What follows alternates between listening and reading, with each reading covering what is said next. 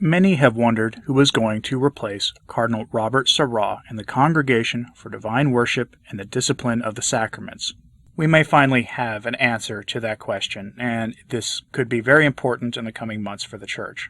Since his sudden and unexpected retirement in February, Cardinal Sarah has remained mostly quiet on the happenings in the Church, speaking only once on the Church in France in support of priests standing fast to their duty to provide the sacraments. But on other topics, Cardinal Sarah has remained characteristically silent, speaking only to dismiss rumors that he was an opponent of Francis, which is also characteristic behavior by the Cardinal because, over the years of Francis's time in the Holy See, Cardinal Sarah has made it a point to not disagree with Francis publicly, except for when he felt it absolutely necessary. Now we have word that Francis is about to fill the vacancy left by Cardinal Sarah's retirement in the critical office for the Congregation for Divine Worship and Discipline of the Sacraments. Let's dive into this story because how this plays out will show us what the future of the liturgy and sacramental disciplines may look like in the Church. We begin with a Catholic News Agency piece, which they put out an article this week on the rumblings of Francis filling the void left by the sudden retirement of Cardinal Sarah, and he plans to do it relatively quickly. Remember that in the Eternal City, the wheels typically move very slowly, but not this time. Word is that Cardinal Sarah will have a successor to his prestigious post in the Congregation for Divine Worship and Discipline of the Sacraments by the Feast of the Ascension, which on the calendar is Thursday, May 13th of this year. May 13th should be a familiar date for those of you who've been subscribed to my channel for any length of time. Now, for those keeping score, May 13th is barely 3 weeks from now. So let's have a peek at the article from CNA. Headline: Pope Francis may soon appoint Cardinal Sarah's successor, and it was written by Andrea Gagliarducci. The piece begins by reminding us of the recent play-by-play, but I'll fill in something that's left out, so I'm going to give you a better play-by-play than the author of this piece gave, no offense to them. When a cardinal archbishop reaches the age of 75, canon law requires they submit their retirement notice to the Pope, who then decides whether or not to keep the cardinal on in their post. Cardinal Sarah reached this age last summer, but Francis surprisingly chose to keep Sarah on until he suddenly and rather unexpectedly accepted his retirement notice in mid-February of this year, which was his right as Pope to do. And this was some 8 months or so after Cardinal Sarah's birthday. It was strange when it happened, and Sarah quickly followed that up with a statement backing up Francis's position on one of his typically attention-getting moves that broke with the traditions of the Church. Then the piece reminds us that Bishop Claudio Maniago of Castellaneta was appointed to temporarily run things as the inspector for the Congregation for the Divine Worship and Discipline of the Sacraments, which is sort of the overseer of them, sort of the Pope's man. Which, by the way, this will be a key office at the Holy See in the upcoming Synod on the Clergy, the prefect and the inspector. More on that in a moment, though. Now, that piece goes on to mention that Bishop Maniago was key to translating the Roman Missal into Italian in the recent change that raised eyebrows. You probably know about Francis issuing a new translation of the Pater Noster, or the Our Father, that appeared to change the meaning of the words of the prayer our Blessed Lord instituted himself. Bishop Maniago oversaw that, and he is the one in charge of the congregation at the moment. Just to give you an idea of the kind of bishop Francis is most likely to choose to head this important office moving forward. But here's where the article gets interesting. Quote, according to the sources consulted by CNA in Rome, Bishop Maniago spent 3 days before Easter in the congregation, had talks with each of the officials, and then departed. The questions were mostly about daily work at the congregation, tasks and views about liturgy.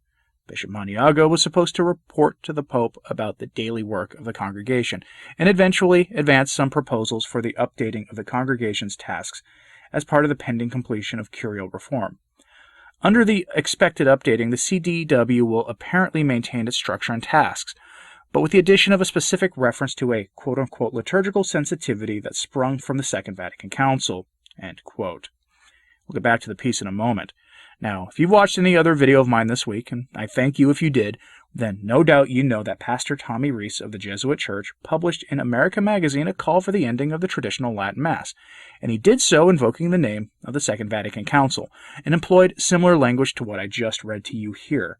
Given that Pastor Tommy has a good friend in Pastor Jimmy, who runs that operation, and that Pope Francis is himself a Jesuit, this shouldn't surprise anyone. Bishop Maniago spent little time in the congregation, but he asked about the opinions on the liturgy of the priests and bishops who worked there. Most curious. But let's continue. Quote, Bishop Maniago's inspection is apparently over, while another source stressed with CNA that the appointment of the new prefect of the Congregation for the Divine Worship could take place before the Feast of the Ascension, which will fall May 13th.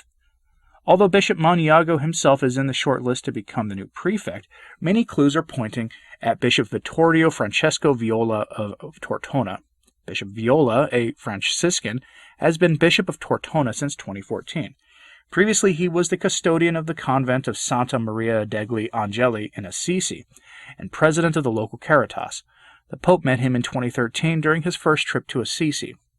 Bishop Viola was ordained a priest in 1993 by Bishop Luca Brandolini, who was one of the collaborators of Archbishop Annibale Bugnini. Bishop Viola has also been teaching liturgy at the Pontifical Theological Institute Sant'Anselmo and the Theological Institute of Assisi, which is connected with the Pontifical Lateran University in Rome, and the Institute for Religious Sciences in Assisi. End quote. Did you catch that name?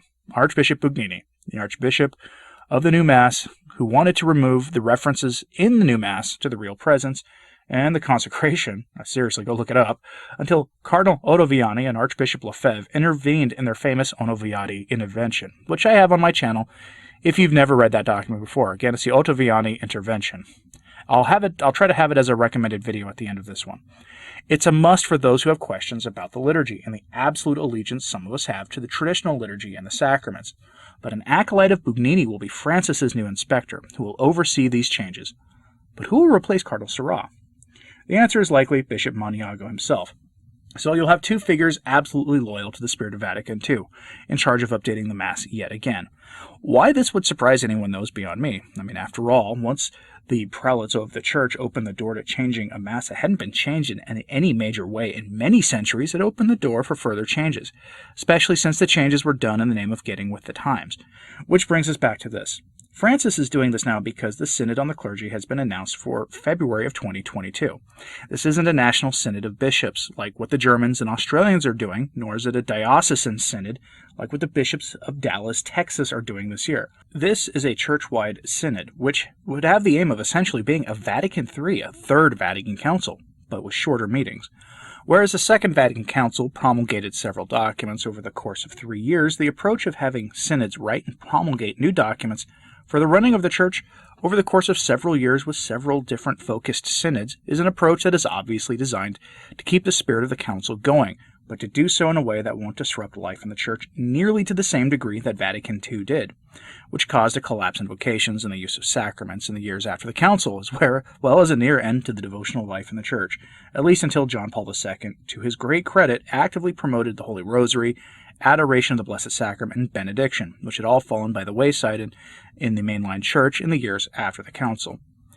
Clearly doing another overt council is not something the modernists in Rome want now, but they do want to have the changes from a council and are willing to do it a bit more slowly than their predecessors did in the 1960s, even if they couldn't be able to invoke the authority of a council like you typically hear when people defend Vatican II.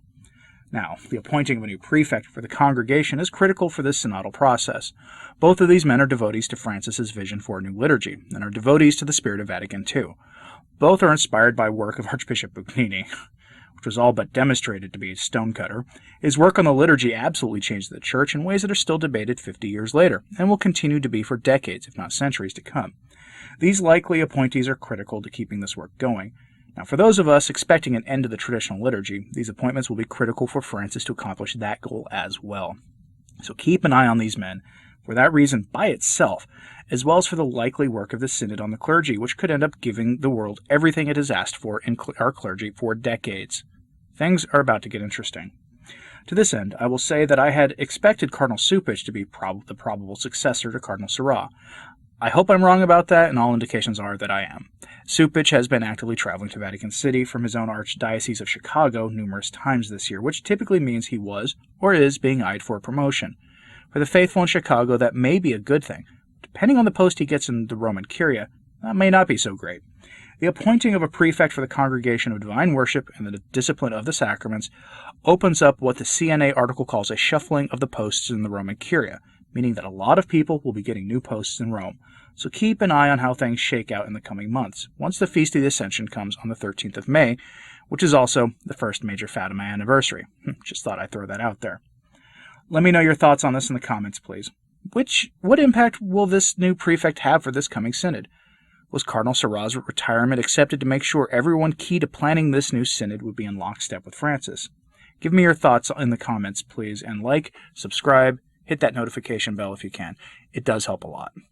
As always, please pray for the Church. I'm Anthony Stine. Ave Maria.